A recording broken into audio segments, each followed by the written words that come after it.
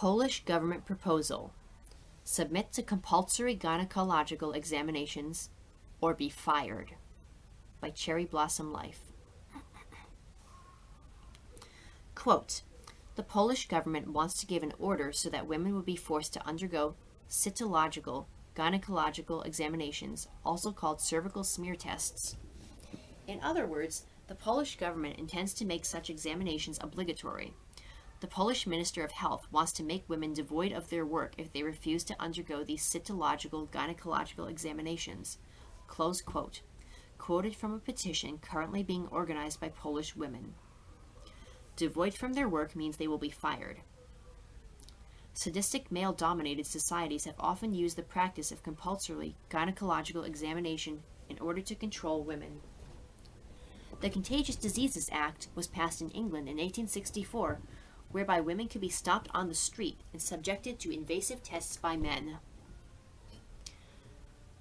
Quote, the Act of 1864 stated that women found to be infected could be interned in locked hospitals for up to 3 months, a period gradually extended to 1 year with the 1869 Act. These measures were justified by medical and military officials as the most effective method to shield men from venereal disease. Close quote. As we can see, men have conjured up this horror in the past, and today a new generation of men, drunk on power and misogyny, have decided to use this same method to psychologically, physically, and sexually control women anew. So I would like to discuss this subject against the backdrop of the history of gynecology. Over the years, gynecological tests and experiments on women have been painful, cruel, perverse, and unnecessary. The literature on the subject makes for sickening reading.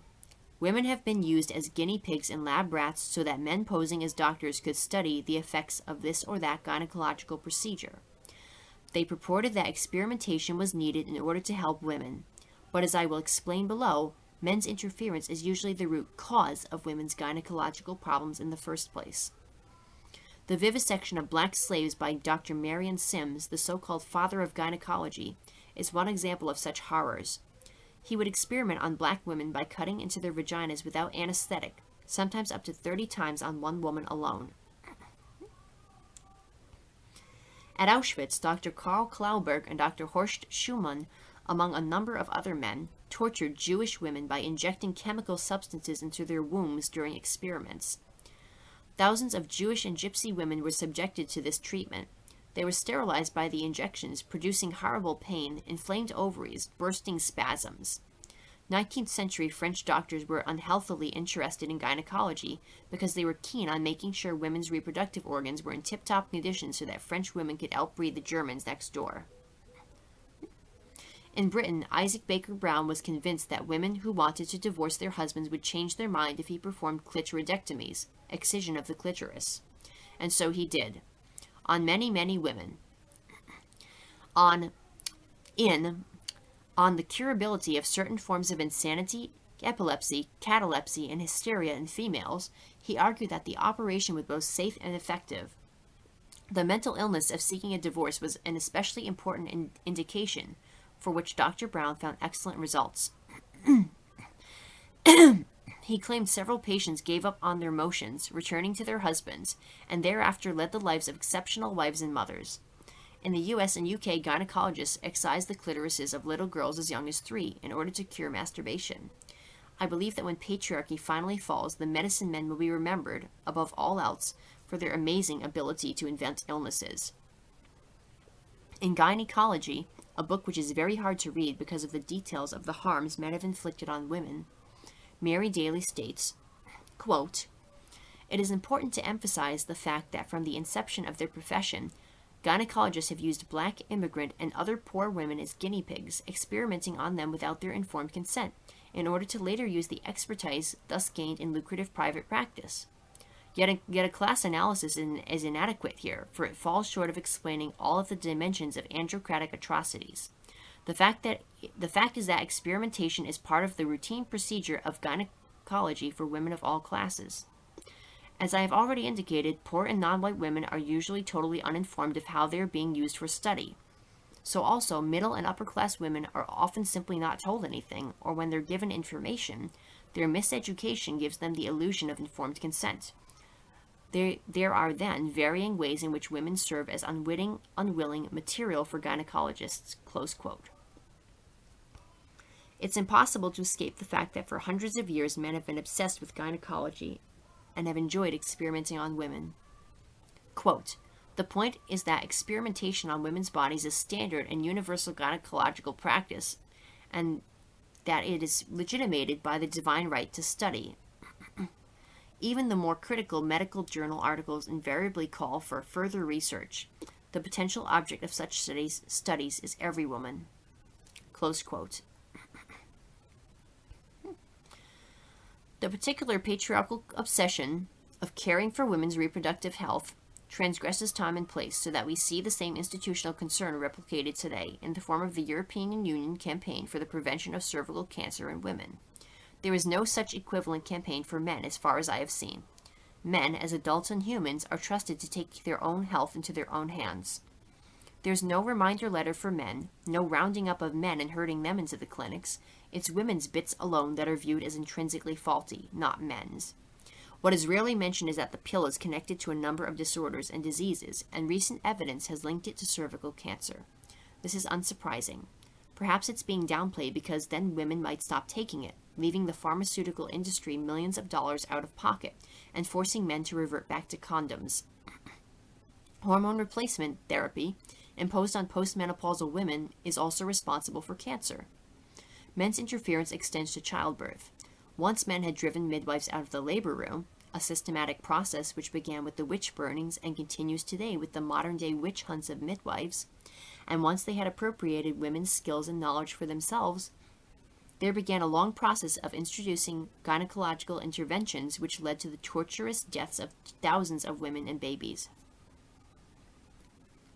Forceps and episiotomy are two interventions purported to help women. Episiotomy is an unnecessary procedure whereby an OB-GYN will cut a laboring woman's perineum with scissors in order to hurry up the birth. Men cannot be patient. They cannot wait. They must intervene and interfere whenever possible.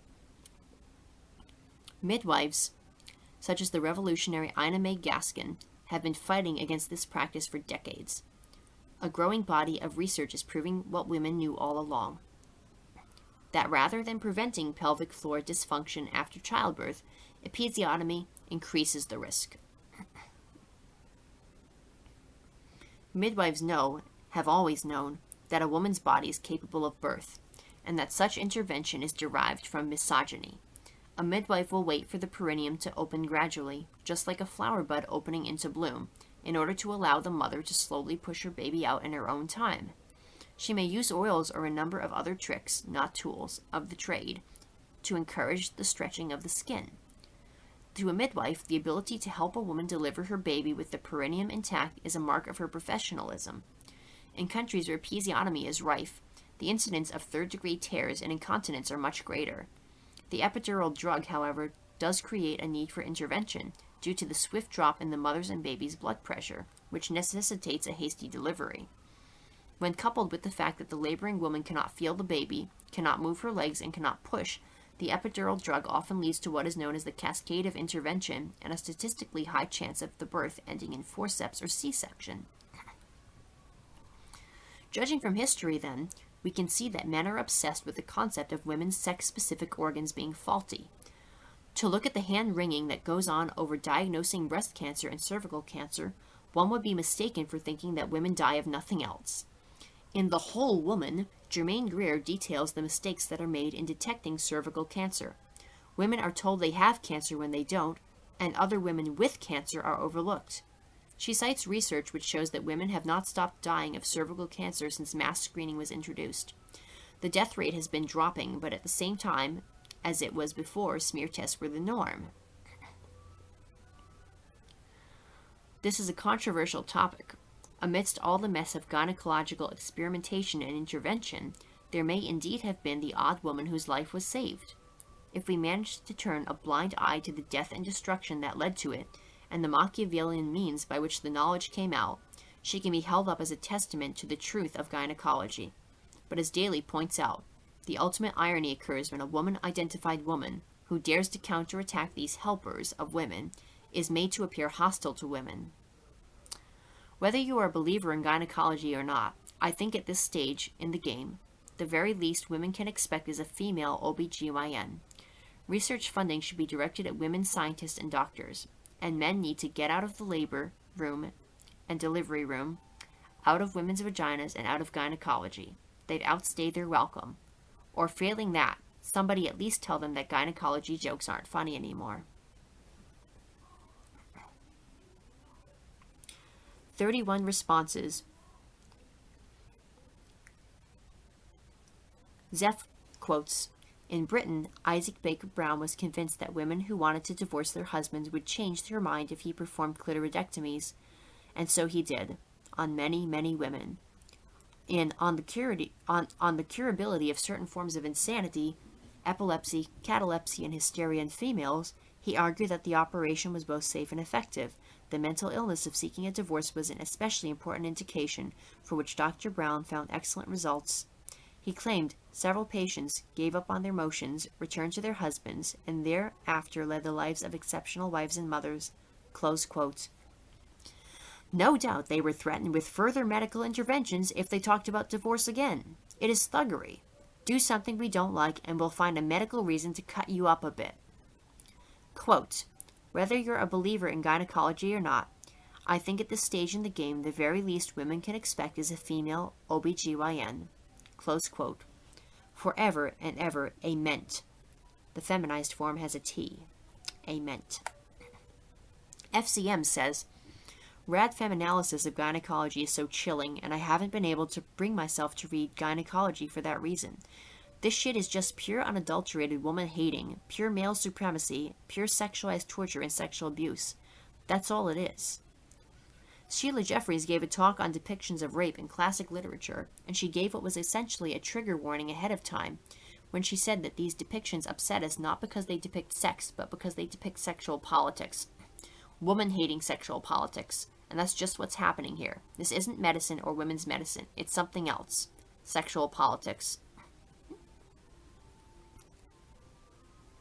FCM. Oh, and those depictions of rape were presented as being instances of sex only.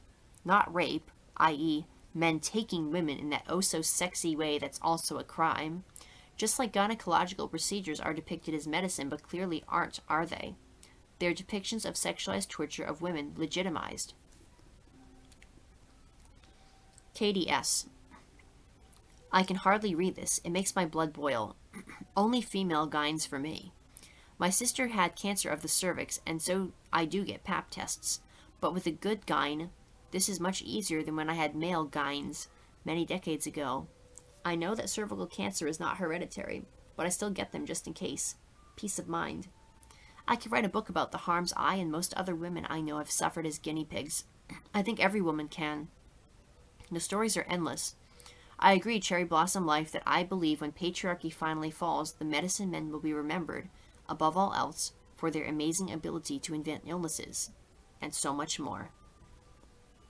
Sheila G. says, "PIV is thought to be a cause of cervical cancer, and the very few times I've been to an OBGYN, their main obsession was birth control pills and if I was sexually active with men. The survey that you fill out at the doctor's office was so filled with heterosex and man questions, I almost walked out. One doctor said they were a waste of time for women who will never have sex with men. I found that revealing. Women could put men out of business by not using them if we feel we need to go to a gynecologist.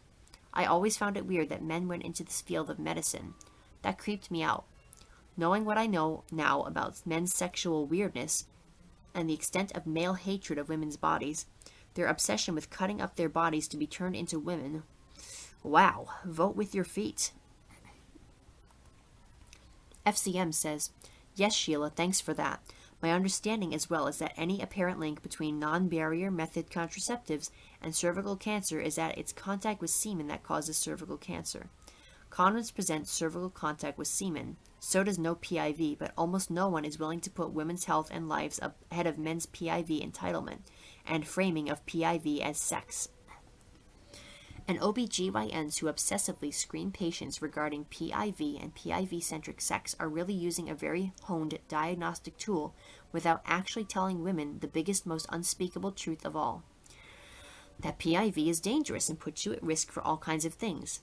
PIV diseased and damaged vaginas and unwanted pregnancy are a fucking goldmine to gyns, and they have every interest in the entire world in having women do it anyways. Katie S. says, "Oh, I haven't had PIV since my divorce in the 1970s. Does happy dance here. My sister is married. Maybe I'll forgo the pap testing. I do have a wonderful gyne, though. She treats older women, is good with alternatives to big pharma, etc. I'm on very low-dose bioidentical hormones and work with her and an alternative MD. Hardly any doctors will tell you about bioidentical hormones because they are under the spell of big pharma. My family has a history of really bad osteoporosis. I got it at a young age, and it became quite extreme at a relatively young age. I watched the older women in my family in great pain for decades and also 100% bedridden because of it. Seriously frightening. The doctor told me never to fall, etc. So I went along with the biophosphonates and for a short time, big pharma hormones. They were like poison. Then I found this alternative MD who knew all about it, including how bad the biophosphonates are. He gives me very low-dose cycled bioidentical hormones, not the super high doses given to movie stars to keep them sexy. Also other supplements. My bones are much better. It's not perfect, but to me it's worth the risks. I don't want to be bedridden for 1 or 2 decades because my spine collapses. The kicker is that I've had other doctors put down this regimen. I fired one immediately, an endocrinologist. They just want you to take the big pharma drugs. Big pharma has waged a partly successful campaign against one form of bioidentical estrogen. They want you to take either their toxic brew of artificial hormones, which caused me to be quite sick, or bisphosphonates, which caused me to be sick also. Bisphosphonates are dangerous long-term too if they don't build bone, just keep it from turning over, and is not as effective as what I've done. One of the supplements that I take is strontium citrate. There's a drug called strontium ranolate that has decent research at building bone. It has a safety profile similar to calcium because they are similar. It's not available in the US or Canada. Big Pharma has blocked it because they want women on the dangerous drugs, fake hormones or bisphosphonates. They make more money that way. I also take very high dose vitamin D since mine was way low. My doctor tests me regularly to make sure I'm in the safe range. Never take high doses of it without regular testing though. So here's the thing. All the doctors for years only gave me 2 dangerous options that hurt me. They don't care and the drug companies are evil. The two go hand in hand. If I hadn't done some research on my own and also looked hard for good doctors who did not go along with this, I'd be in bad shape by now. Instead, I'm in good shape, but decent doctors are as rare as hen's teeth. I've tried quite a few. Luckily, this doctor takes health insurance. He spends a lot of time with each patient, and I'm worried he'll go bankrupt. No way to get rich how he practices. The gyne does not know as much, but she's very open and on board. I don't feel her rushing me out of her office either. I hope that this is not too off topic or a derail, but I think that older women deserve to know that there are other options so they don't end up in a nursing home. These are some that worked for me. They are cheaper than the conventional prescriptions too. Certainly taking high-dose vitamin D is dangerous unless you get tested regularly. You can buy strontium citrate at the health food store. Perhaps women's collectives can do research on these things in the future and even locate doctors. Rainsinger says, some forms of cervical cancer are caused by some strains of HPV, human papillomavirus, or genital warts, which can be spread by sexual genital contact. Prior to the pill, the most common contraceptive was the condom. This reduced disease transmission. Cervical cancer was quite rare in women, usually only found in a handful of postmenopausal women. During the 60s and 70s, the rates skyrocketed across younger age groups in Western countries, which confused health researchers why such a hitherto rare form of cancer was becoming so much more common. It took several years, but the HPV link was finally found. The population disease rates rose in direct correlation with pill use because the condom had gone the way of the dinosaur. Other STDs like syphilis, which had almost been wiped out after World War II, also came back with a vengeance. HPV has been generally endemic within human populations for centuries and is mostly harmless and without symptoms. But there are hundreds, possibly thousands of different strains, and only a handful are known to have a causative link to cervical cancer. Even so, the risk is not that high, and early detection and treatment methods have reduced morbidity and mortality a great deal. But still, they had to come up with a new vaccine for this handful of strains, an obscenely expensive vaccine, for Big Pharma to push onto girls in mass vaccinations. Gardasil was the first one.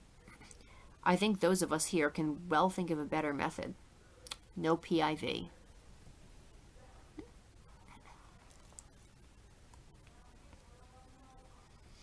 Cherry Blossom Life says, the medicine men invented a drug called DES, a non-steroidal estrogen which caused cervical cancer. Quote, between 1943 and 1970, DES was widely prescribed in the U.S. to prevent miscarriages. Estimates of the numbers of women who received the drug range from 500,000 to possibly 2 million. Although it was not effective for preventing miscarriage, in another sense it was horribly effective. It is now widely known that DES causes precancerous conditions and cancer in daughters of the women who took this drug during their pregnancies. Indeed, an estimated 90% of the young women exposed to DES have adenosis, the development of abnormal vaginal and cervical cells, a condition that may lead to cancer. And thus, pregnant women who were brainwashed into taking this drug to ensure having offspring are now chastised by the knowledge that they were unwittingly instrumental in the damaging of their daughters. Close quote from Gynecology. This is yet another example of men causing gynecological problems in women. FCM, Gynecology was a struggle to read. Ashley says, seriously, nothing makes a gal more ill than those old-fashioned line drawings of the pure torture that medicine typically has been for women. Ugh. There was no way you could get me to submit to a hospital birth unless my life was in danger from the delivery. My mom created me and my sister naturally, but she had to call the docs eventually because she contracted an infection when she was creating me. When it's necessary, it is, but I would avoid it so strongly at almost any cost. Also, it's incredible to believe how myopic the view is from misogyny. The fact that penises are much more likely to transmit disease than vaginas means that men are the ones who should be isolated for disease, not women. Fucking incredible reversals. Always incredible. It is much easier for a woman to contract herpes, HIV, what have you. For a man, contracting an STD means that the fluid has to go against the flow. But for a woman, everything's going in the right direction. There's enough emphasis on logic and patriarchy for this to be understood. Just nuts, totally insane. They did this in the U.S. as recently as World War II. Massive amounts of girls pulled out of their lives, plenty of whom were not even prostituted, and put into homes where they were quarantined and brainwashed before being released. Read about it.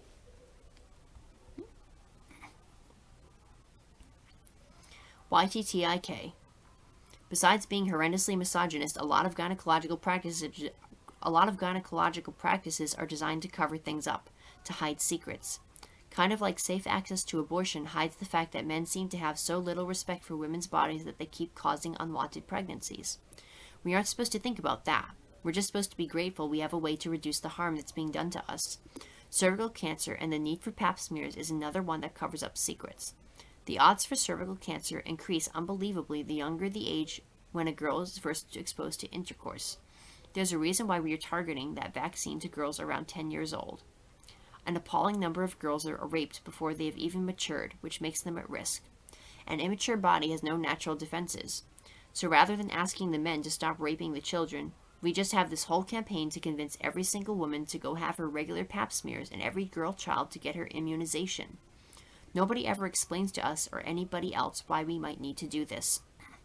Naturally, I'm not opposing abortion or pap smears, but I'm opposed to the secrets they keep.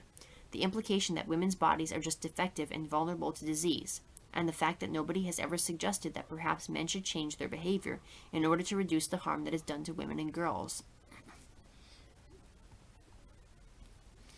Nick says, Rainsinger, actually the rate of cervical cancer in 1975 in the U.S. was about 15 per 100,000. I can't remember the reference, but trust me, it was always rare. Doctors have made up the BS that pap smears brought down the cervical cancer rates because in the early days, uterine cancer was included in those figures. Let's not forget, too, how many women have had hysterectomies over the years. It was invented along with oophorectomies to make women more compliant and industrious back in the 19th century. How many women have been convinced to dispose of their uterus once they are finished with having children is a disgrace. Maggie says, an excellent and timely article, and the comments are as illuminating as ever. Quote, Australian feminist Germaine Greer wrote a chapter on the dangers of cervical screening. 1999, The Whole Woman. Page 135 to 147, Random House. Quote, men have the right to take care of themselves or not, as they see fit, but women are to be taken care of whether they like it or not. Screening is many times more likely to destroy a woman's peace of mind than it is to save her life. Women are driven through the health system like sheep through a dip. The disease they are being treated for is womanhood. Close quote, page 147. Taken from one of the comments against the main article in this blog. Feministforchoice.com, Pap smears save lives. From Phoenix onwards, especially the comments from Allison, who provides links to some excellent studies. Oh, and I've signed the petition in support, as I think it's a fecking disgrace that women are being treated in this way, solely for the purpose of continuing PIV. Spittingly angry doesn't cover how I feel. Author's conclusions. Screening is likely to reduce breast cancer mortality. As the effect was lowest in the adequately randomized trials, a reasonable estimate is a 15% reduction corresponding to an absolute risk reduction of 0.05%. Screening led to 30% overdiagnosis and overtreatment, or an absolute risk increase of 0.5%. This means that for every 2,000 women invited for screening throughout 10 years, one will have her life prolonged, and 10 healthy women who would not have been diagnosed if there had not been screening will be treated unnecessarily. Furthermore, more than 200 women will experience important psychological distress for many months because of false positive findings. It is thus not clear whether screening does more good than harm. To help ensure that the women are fully informed of both benefits and harms before they decide whether or not to attend the screening, we have written an evidence-based leaflet for lay people that is available in several languages. www.cochrane.dk. It concludes, quote, it is thus not clear whether screening does more good than harm, close quote. It's clear to me that breast screening does more harm than good. It didn't factor in the exposure to radiation from mammograms, for example. Just mentioned it. Cherry Blossom Life says, thanks for linking to that, Maggie. The comments there were mostly very sensible. Nikki made an interesting point. Quote, the fact that Australians have a longer life expectancy and far lower hysterectomy rate than the U.S. speaks volumes to these routine yearly tests are not of benefit to the female population, but rather to the gyne's bottom line. Close quote.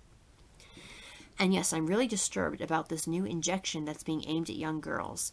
No doubt it will have side effects that won't be discovered until years later. And it's a sick state of affairs that, as YGTIK says, one reason that young girls are susceptible to cervical cancer at all is because their fathers and uncles are fucking them, and all men are fucking women all the time. And yes, it's us that have to pay the consequences, not them. DLB2 says, I find the complete lack of respect for informed consent in cervical and breast cancer screening paternalistic and unacceptable. I believe these programs fed into a very paternalistic profession, and so telling women a screening story and using scare campaigns to basically herd ignorant women into screening for their own good was fairly easy to achieve. The difference is stark in prostate screening. The facts emerged very quickly, and doctors were advised to obtain informed consent. The guidelines make this screening optional.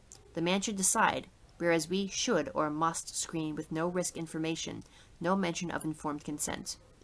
Women are basically ordered into screening. Risk information is deliberately suppressed, and government-set targets are the focus. I believe these programs have been used to turn women onto other women as well, to isolate women who refuse to obey in order to screen. This isn't cancer screening, which is a legal and ethical requirement for all cancer screening. This isn't cancer screening, this is control.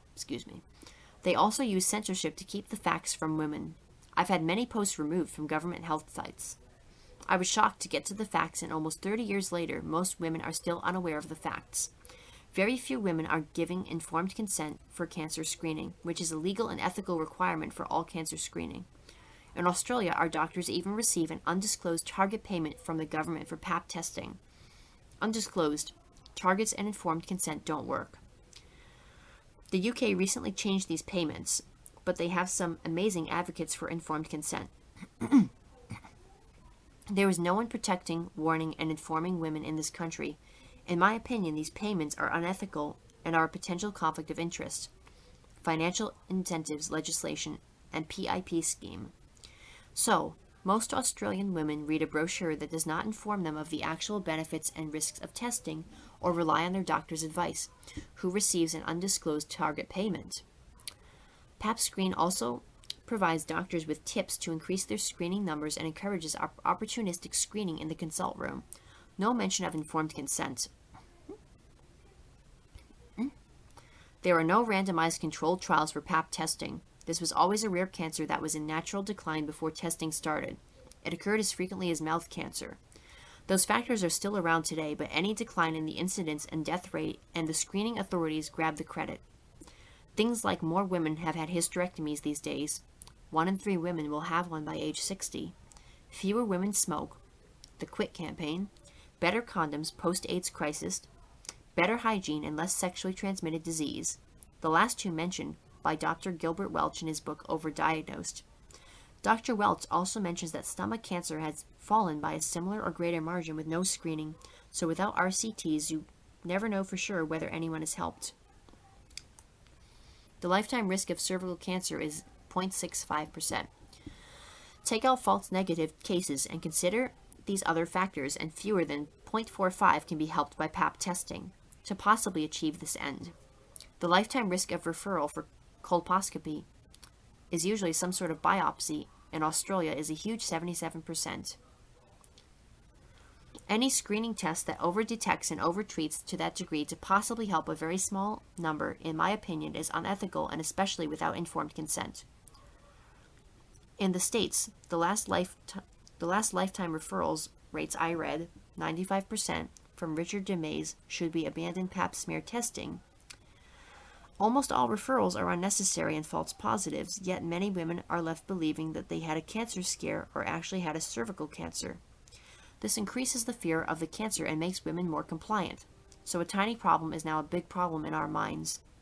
LEEP and cone biopsies are dismissed as minor procedures, yet this should be a matter for each woman to decide. I certainly don't consider these things minor treatments. Cervical damage can mean infertility, miscarriages, premature babies, cervical stenosis, etc. I'd urge every woman to do her reading and demand respect for informed consent, whether that be testing, no testing, reduced testing. Every woman is entitled to examine her risk profile and protect herself from harm, to know the risks. Even high-risk women only have a remote chance of benefiting from testing and should avoid overscreening. Australia, the US, and some other countries overscreen, and that increases the risks for no additional benefit. Women under 30 don't benefit from testing but produce lots of false positives. No country in the world has shown a decline in the incidence or of the mortality from cervical cancer in women under 30, irrespective of cervical screening. From Cervical Cancer Screening, an Australian Doctor, July 2006, by Associate Professor Margaret Davey and Dr. Shorn. The article also suggests women could test for high-risk HPV, and if negative, and in a monogamous relationship could forget screening, and revisit the subject if her high-risk profile changes. At the moment, these women are tested as doctors can't assume her risk profile won't change. Testing carries the risk of a false positive, and it's an unpleasant test. Some say painful, embarrassing, etc. It should be the woman's decision. She should be given the info she needs to make her own decisions. The profession is used to make decisions for us, accepting risk on our benefit, but we're on our own with all the negative outcomes. Not good enough. Men are not treated this way. Australia tests too early and too frequently and with no informed consent. Finland has their lowest rates of cervical cancer in the world and sends the fewest women for biopsies. The lifetime risk, 35% to 55%. They offer 5 yearly testing from age 30 to 60. From Time to Change the Policy by Dr. James Dickinson. Our program is now long out of date. Proposed changes still have not been announced. To start screening at 25 and move to 3 yearly testing. I saw some research in The Lancet recently which shows the government and doctors are comparing the Pap test records of young women with HPV vaccination records. I suspect this is why we haven't excluded young women from the program. The delay is inexcusable, but did anyone ask these young women whether they're happy to test for no benefit, to accept high risk of worry and or overtreatment to further this research? In my opinion, there was never been any respect for women's rights in cancer screening, so unethical conduct by the government and doctors is largely considered unacceptable if it is directed at women. A double standard exists. Of course, any young woman harmed by this program has a strong case against her doctor and the government. She has not given informed consent to screening. The evidence has been clear for many years. Testing young women leads to worry and harm for no benefit. Young women are the most likely to produce a false positive, but they are common in all age groups. As far as the other women are concerned, it is virtually impossible to give informed consent on the basis of the info released to women and the non-disclosure of target payments. Women harmed by this program should seek legal advice. In my opinion, keeping women ignorant has protected doctors and the government from negative outcomes after overtreatment, and this is something that affects very large numbers of women. Interesting that HPV-related oral and head cancer affects more people, men and women, than cervical cancer, yet is almost completely ignored. The HPV vaccination program is now only considering vaccination for males. Mammograms, same thing. No informed consent. Risk information suppressed, and the government target of 70% of the eligible population is the only consideration. Overdiagnosis is a hidden and serious concern in breast screening. See the risks and benefits of mammograms at the Nordic Cochrane Institute website, and listen to the lecture by Professor Michael Baum at UCL recently. Breast Cancer Screening, The Inconvenient Truths, at the MedPhys site. The American Well Woman exam should be called the Sick Woman exam. It is unnecessary in symptom-free women and risks your health. Fortunately, more of your doctors are speaking out. Dr. Carolyn Westhoff, in Questioning the Value of the Routine Pelvic Exam, and this next piece deals with your doctors refusing women birth control until they submit to unnecessary gyno exams or elective cancer screening. This is coercion. www.managingcontraception.com is where the article is. I think more women are waking up and fighting back. We simply can't rely on doctors or the governments to provide us with honest information. Our healthcare is controlled by politics, misguided pressure groups, vested interests, money, and high emotion. I have also declined mammograms based on information not released to women. Dr. Joel Sherman's medical privacy site has a section on women's privacy issues, and in the sidebar, you'll find my references. See research by Angela Raffel, UK expert. 1,000 women need regular smears for 35 years to save one woman from cervical cancer. And she gives a link. Thanks for a great article. Cherry Blossom Life says, DLB2, thank you so much for your post. You mentioned that cervical cancer occurs as frequently as mouth cancer. This is interesting to me because when I was 17, a close friend of mine actually did have mouth cancer, and then, would you believe it, another girl in my school had some kind of throat cancer. Both underwent chemotherapy. Another friend had lupus, which she believed was connected to Chernobyl, but that's another topic. Anyway, my point is that I never understood why cervical and breast cancer were the focus of the medical establishment, when women are just as likely, if not more likely, to get other types of cancers. In Wales, the rate of bowel cancer is the highest in Europe, for example, and I've read it could be connected to a lack of vitamin D because of the weather. Well, the more I saw of all these government campaigns aimed at curing women of their femaleness, the more it seemed obvious that they were trying to say that female body parts kill you. All very strange. Breast cancer is part of it, too. In Smile or Die, Barbara Ehrenreich details the misogyny behind breast awareness campaigns and the treatment of women in general, which she only discovered after being diagnosed with breast cancer herself. I am starting to go braless whenever possible, all part of my journey into feminism, but it got me wondering whether bras might not be altogether a good thing for breasts. Our breasts might overheat, or the underwiring might cause stress, and even being held up in order to look pert is not really natural, is it?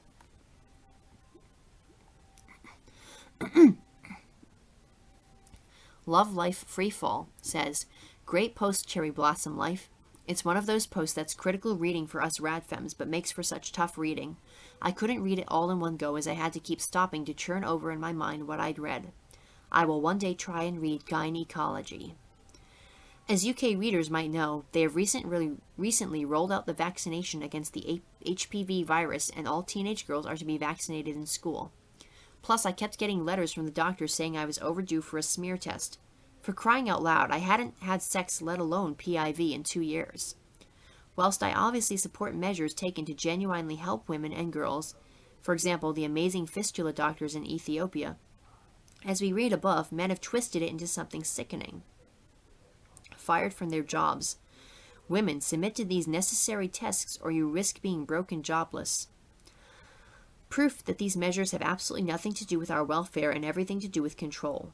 Can you imagine if men were forced by law to undergo regular prostate checks in the Sims position and fired from their jobs if they refused?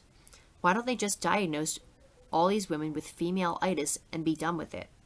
They have plenty of cures anyway. And I fully recommend going bra-free.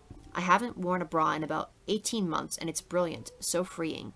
It may be slightly sore at first, but that's just because your ligaments are not used to working on their own. It's a bit like taking a plaster cast off your leg and needing to rebuild the muscle. Take a look at Dr. Susan Love's work, as she has done a lot of research into the danger of bra wearing. Some of the possible problems may include blocked lymph glands and a buildup of toxins, increasing the likelihood of cysts or tumors.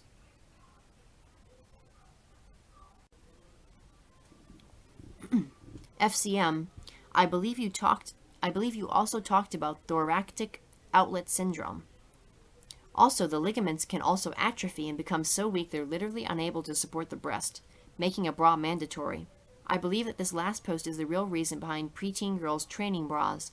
If a young girl wears them from the moment her breasts develop, her Cooper's ligaments will never have the chance to develop and strengthen. After just a few weeks of wearing her bra, she will find going bra-free quite painful because it's too hard to work for the weak ligaments. After a decade or two, she will give up on going bra-free for any length of time because it was just too painful. This, of course, fully supports the lie that women's breasts are too weak to support themselves. It's just a modern-day version of the corsets that women were made to wear because their stomach muscles were too weak to hold them upright. It's a well-thought-out plan.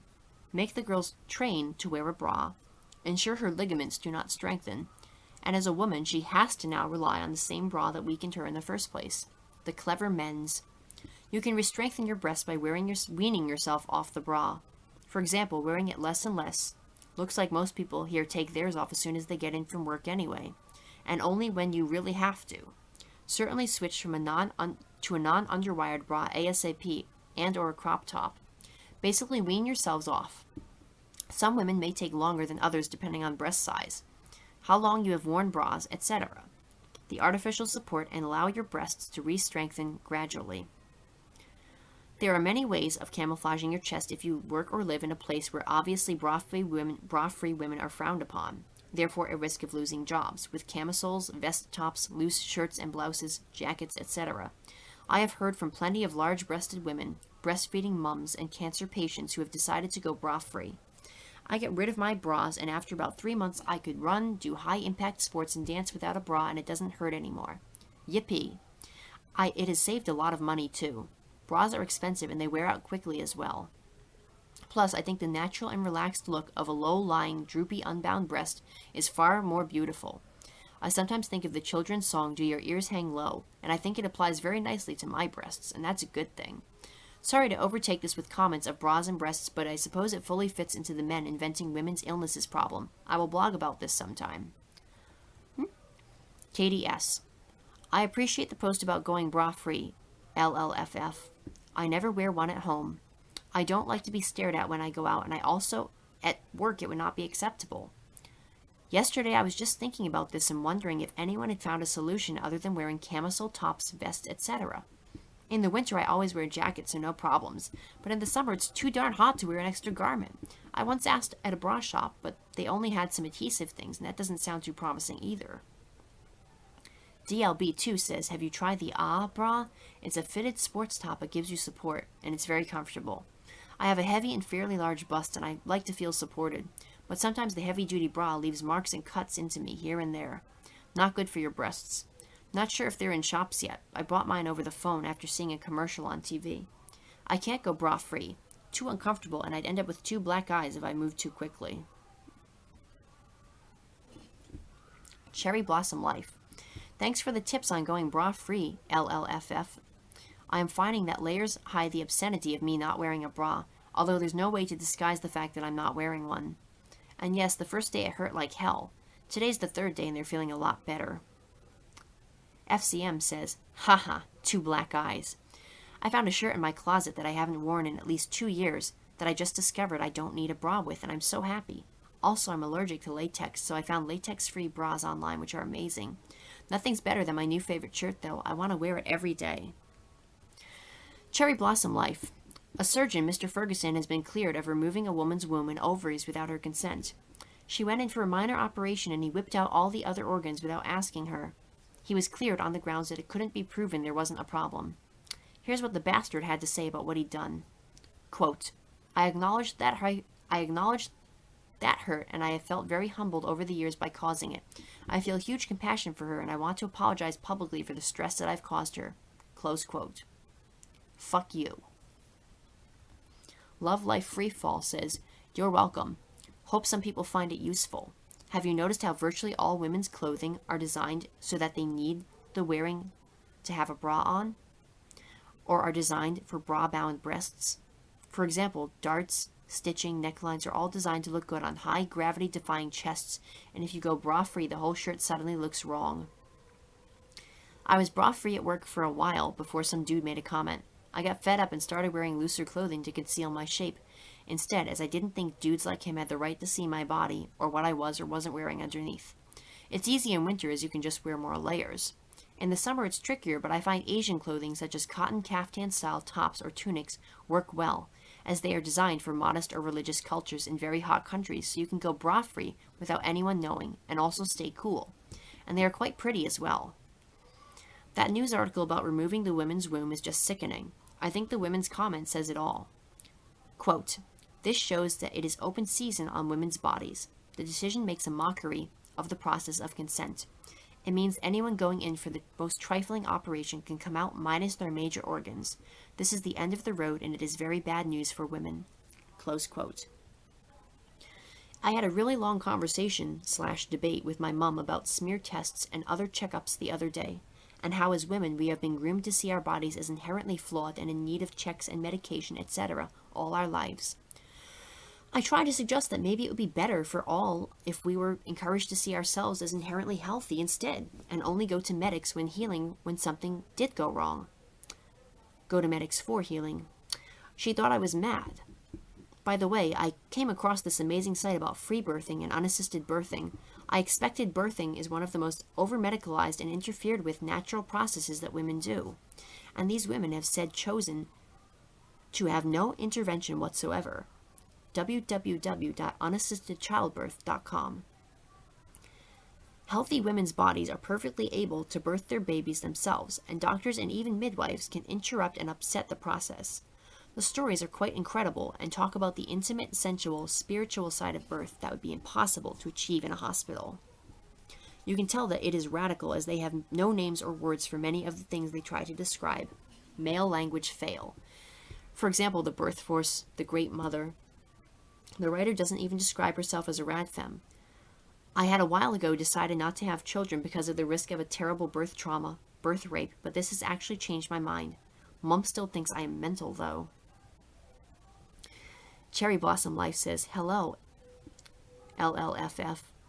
Yes, it was the natural birthing movement that brought me back to radical feminism. I was lucky enough to live in a region where there were independent midwives, so they could attend my births. But I can completely understand why women would choose to give birth alone than go to a hospital. I actually think rejecting the technocratic, medicalized model of childbirth is pretty radical.